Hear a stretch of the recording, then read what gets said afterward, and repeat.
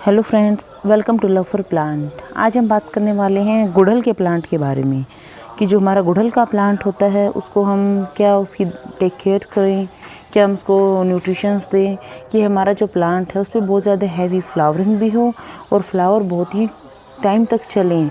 ऐसा नहीं है कि फ्लावर लगने के तुरंत बाद ही फ्लावर मुरझा के गिर जाए। तो हमें उसके लिए क्या करना है?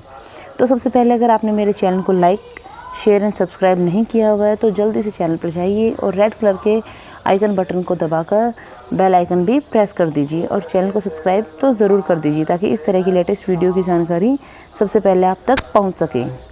तो आइए वीडियो शुरू करते हैं। इस तरह से देखिए, हमारा जो गुड़हल का प्लांट होता है इस पर कई बार हम देखते हैं कि जो कलियाँ हैं वो तो बन जा रही हैं इस तरह से, लेकिन उनके ऊपर फ्लावरिंग नहीं हो रही हैं। कलियाँ थोड़े टाइम के बाद ही मुरझा जाती हैं। तो वो कलियाँ हमारी क्यों मुरझा जाती है, उनके क्या क्या रीजंस हो सकते हैं? पहला तो हमारा होता है कि किसी भी फ्लावरिंग प्लांट, फ्रूटिंग प्लांट कुछ भी लगा दीजिए जिस पे फ्लावर्स आते हैं, फ्लावर का जो कली होती है उसका फ्लावर में ना कन्वर्ट होना या फिर जो फ्लावर है तुरंत ही गिर जाना, उसका बहुत ही एक मेन रीज़न होता है कि हमारा जो मिट्टी है हमारे प्लांट की है तो बहुत ही ज़्यादा गीली होती है। इस तरह से बहुत ज़्यादा हम उसमें ओवर वाटरिंग कर देते हैं या फिर हमारा जो प्लांट है वो अंडर वाटर होता है। उसमें हम जब उसकी मिट्टी सूख जाती है उसके बाद उसको पानी डालते हैं। ये तो एक बहुत बड़ा इसका रीज़न रहता है कि हमारा जो प्लांट है गुड़हल का उसकी कलियाँ गिर जा रही हैं इस तरह से।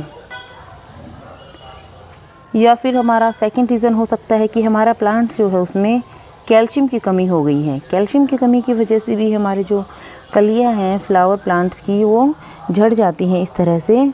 तो आप कैल्शियम की कमी को दूर करने के लिए आप कर सकते हैं कि आप उसमें सबसे बेस्ट किफ़ायती आपके लिए है चूना। चूने का जो पाउडर होता है आप उसका यूज़ कर सकते हैं। आप 1 चम्मच चूने को 1 लीटर पानी में अच्छे से घोल के रख दीजिए और जब भी आप नेक्स्ट टाइम अपने प्लांट को वाटरिंग करें तो उसमें जैसे कि आधा पानी और आधा चूने वाला पानी यूज़ कर सकते हैं। इससे भी आपका जो प्लांट है उसकी जो कैल्शियम की डेफिशिएंसी है वो भी दूर होती है।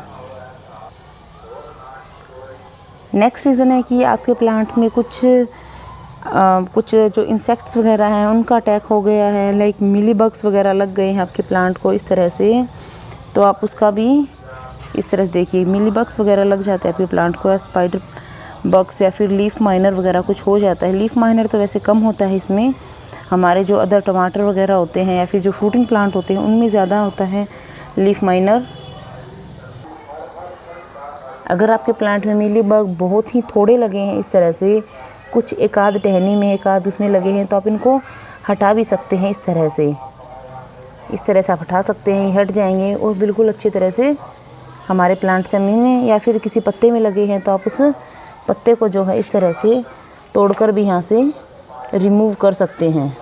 अगर आपके प्लांट में बहुत ज़्यादा मिली बग्स वगैरह लगे हुए हैं इस तरह से तो आप उसका या तो आप जब स्प्रे करते हैं तो स्प्रे थोड़ा सा पानी का जो स्प्रे करते हैं तो थोड़ा सा तेज़ करें, उस तेज़ धार वाला स्प्रे करें ताकि जो स्पाइडर्स वगैरह हैं तेज़ धार के पानी के साथ ही नीचे बह जाएंगे क्योंकि बहुत ही ज़्यादा ये नाजुक होते हैं, निकल जाएंगे आसानी से। अगर फिर भी आपके प्लांट में मिली बग्स वगैरह नहीं हटे तो आप उसके लिए नीम ऑयल का यूज़ कर सकते हैं। 1 लीटर पानी में थोड़ा सा नीम ऑयल डाल सकते हैं और थोड़ा सा लिक्विड सोप, उनको मिक्स करके आप अपने प्लांट जो है उसमें स्प्रे कीजिए। इससे भी आपकी जो मिली बग्स है उसकी प्रॉब्लम दूर हो जाएगी।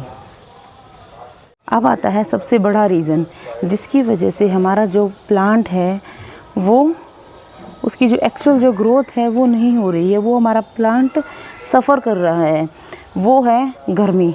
वैसे तो जो गुड़हल का प्लांट होता है वो गर्मी का ही प्लांट होता है, समर लविंग प्लांट होता है, समर में इसकी ग्रोथ होती है। लेकिन वो समर में ग्रोथ इसकी किस तरह से, बहुत ज़्यादा हीट जो होती है हमारी गर्मियों की वो इसके लिए नुकसानदायक कब बन जाती है? वो बनती है जब हम यूज़ करते हैं प्लास्टिक पॉट्स इस तरह की।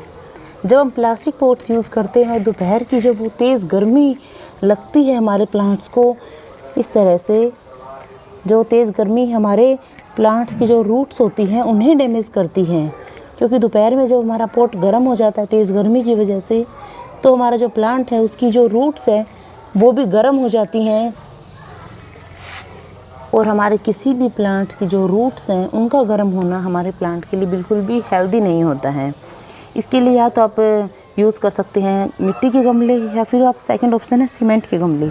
अगर आपने प्लास्टिक के गमलों का इस तरह से, जिस तरह से मैंने यूज़ किया हुआ है यहाँ पर, क्योंकि ये थोड़े कन्वीनियंट होते हैं हमारे, एक जगह से दूसरी जगह ट्रांसफ़र करने में भी आसानी रहती है। और हम जब टेरेस गार्डन यूज़ करते हैं, टेरेस गार्डन बनाते हैं हमारा, तो उसके लिए तो बहुत ही ज़्यादा कन्वीनियंट होते हैं हमारे जो प्लास्टिक के गमले होते हैं। तो हम इसके लिए हम क्या करना चाहिए कि जब भी हम हमारे गमले में इस तरह से मिट्टी भरते हैं, या तो उसके साइड में हम कोई कपड़ा लगा दें, या फिर कोई जूट का कपड़ा, या फिर हमारी जो बोरी वगैरह होती है हमें वो इसके किनारे जो होते हैं यहाँ पर वो अच्छे से लगा देना चाहिए, स्टार्टिंग से लेकर ऊपर तक का, ताकि जब भी हम इसमें मिट्टी डालें और जो पानी डालें, उसके बाद जब गर्मियों में तेज़ धूप आए तो हमारे जो प्लांट है उसकी रूट्स बिल्कुल ही इसके किनारे पे नहीं लगी होंगी हमारे गमले के, और वो गर्म होने से बच जाएंगी।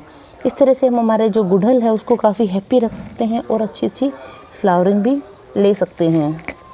इस तरह से हमारे गुड़हल में हम जो ये 4-5 काम मैंने आपको बताए हैं, अगर आप इस तरह से कर लेते हैं तो आपके गुड़हल में कलियाँ भी बहुत अच्छी बनेंगी, और जो फ्लावरिंग है वो भी टिकी रहेगी और काफ़ी अच्छी भी होगी, और आपके जो प्लांट हैं वो भी काफ़ी हेल्दी रहेंगे।